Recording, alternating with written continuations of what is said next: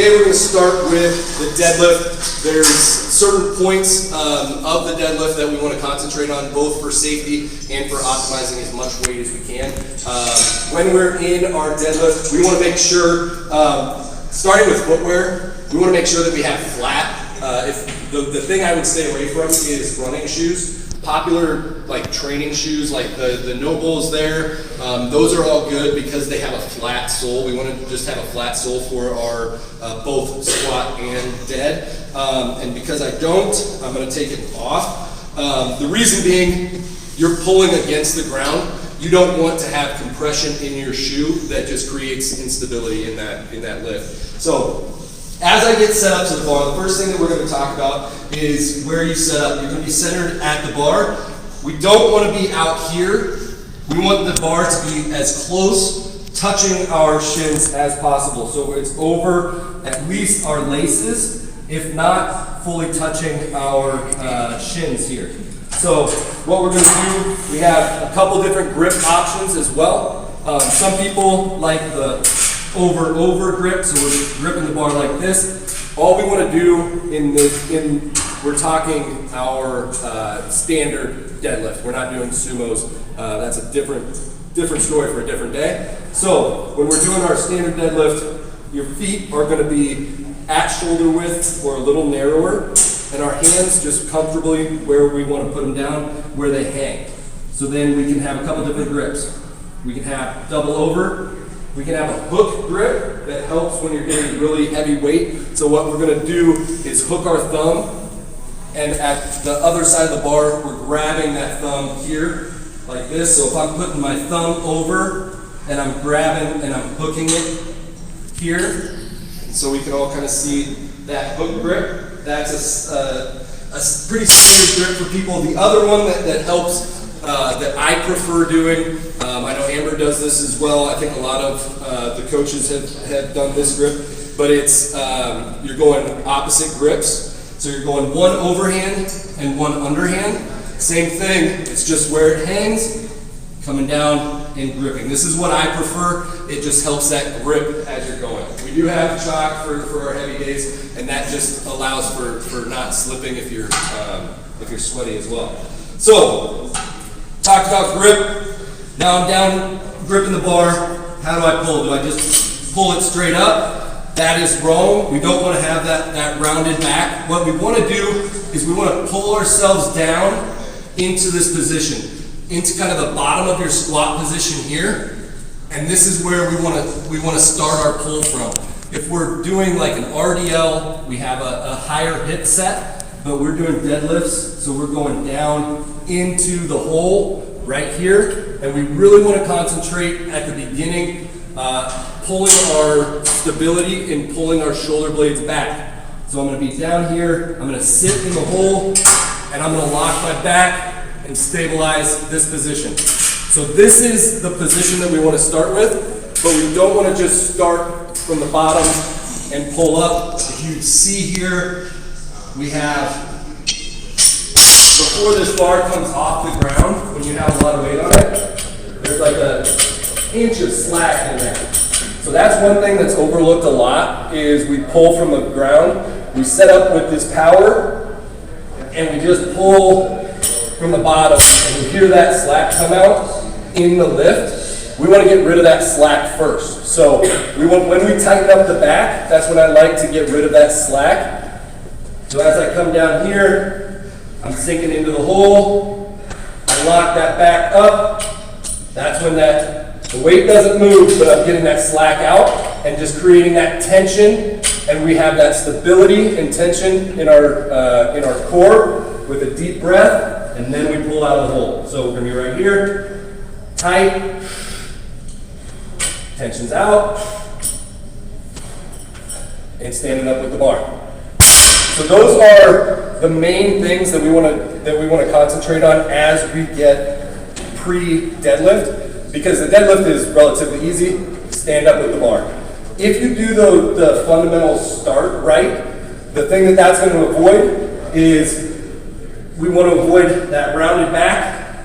So if we set up well here, if it gets too heavy, The thing we want to avoid is getting those hips up and getting parallel with your back. So we want to try to keep that 45-degree angle or more as we come up. So, coach. Yep. Yeah. So one thing that I really like to, on the pull, if you're talking about your hip to shoulder, when we pull, the thing we want to avoid is flattening this angle out. So if I connect this to her hip, to her shoulder, right here, when she pulls up, do a good one. Yep, do a good one. It only straightens out, so it doesn't flatten and then go here. Now, is that light enough for you to do a bad one? Are you sure? Okay. All right, so we're going to do a bad one where the angle straightens out and then we pull. Okay? So that's the visual that I want everyone to see is if this stays, the cue is, don't hurt yourself. So if the cue is, keep your 45, keep your 45, that's kind of the cue that a lot of coaches will say. And that means here, keeping that chest up, back tight, pull, and coming here. So if you are showing your hips first, so if you're here and here, that oftentimes the coach is going to come and tell you, hey, don't let your hips come up first, keep that 45, keep that 45. So that's kind of the cue as you pull, but really other than that, the pull is just the pull. We want to power with our legs, pushing our feet through the ground. So what we're going to do today is, yep. If you guys feel that, you'll feel it right away. You'll feel here that you're starting to arch. Just drop the weight. Don't push through that one rep because that one rep can really injure you.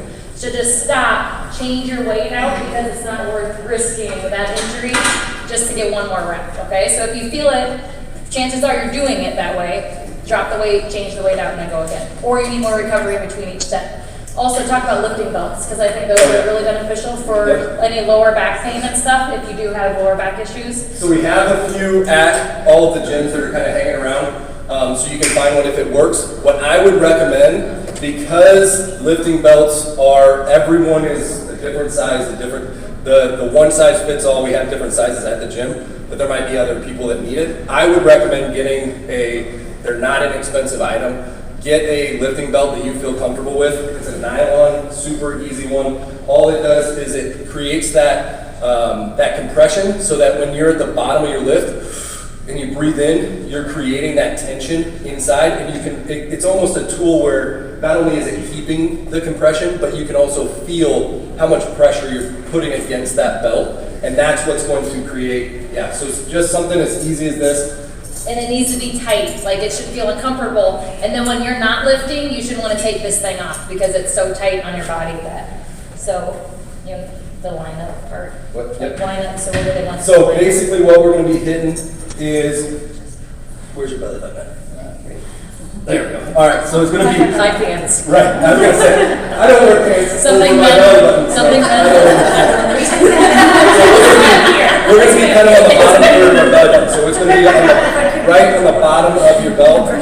For me, it's right above my waistline. Obviously, women are wearing higher, so it's going to be over your waistline in this case. And just crank it in as tight as possible here, and it should feel uncomfortable. It should feel like you can almost not catch your breath when it's tight, ready for a lift, because then that's the only time that you're going to be doing it. True waist. Yes, true waist. Because if it's too low when you're going, it's going to slip up into your waist because the dips are going to push it up. So just put it right on your waist. But you'll feel that tension. I use a lifting belt all the time because I flex my core a lot more, which helps take pressure off that lower back so you're not lifting with that lower back. So they're amazing. Amazon has them. Yeah. Is it my belly button then? Is it above it or either? Right, my belly button's right there. So it's kind of right in the middle. Right. Yep, my belly button's right in the middle.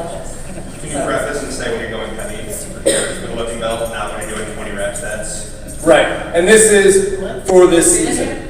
Last season, when we're in endurance season, when we're going 15 to 20 reps, that is a time to build your core strength. So we don't want to be using a belt when we're going lightweight, high reps. So great point. We want to make sure that we're doing it only when we're going heavy. 10 or less reps is kind of the key. If you're doing 12, 15, 20 reps like our endurance season, then we can shake the belt, work on the strength. Yes? Is there a difference in stance for women? Since the hips are different, and then is there a difference in short and tall? There isn't for the standard deadlift. So basically what this means is there's two different kinds of deadlifts. There's a sumo, which we're out, and there's the standard, which we're in. So it could, wherever it feels comfortable, but it's inside of your hand grip, right? So the big thing we don't want to do is be here, because now our grip and our knees are getting in the way of that grip. So then that's, if someone was doing sumo, which again is a different story for a different day, you're going to be inside of your knees. But we are testing our standard, so we're going to be in for the conventional. And so just to make sure our knees are inside that grip. They can still fluctuate for whatever's comfortable. I prefer, in my own lift, I prefer very narrow. I know some lifters that have just a wider base feels more comfortable, but as long as their arms are outside of their knees, of their stance, that's what the conventional will be. Yep. So for shoes, are we okay with them taking their shoes off during deadlifts, or recommend getting lifting shoes and then switching out? Yes, we can, if you want to take your shoes off during the deadlift, during that rep. So if I'm deadlifting, I have my shoes on, I'm ready to go, I just slip them off just like I did here, step in, knock it out, and then put them back on. Obviously, when we're doing training, our testing challenge days, we're mostly concentrated on this, and so dress accordingly. But obviously, when we're done with this, we might have 1 or 2 rounds of something else. So bring something else for that if you do have lifting shoes. So.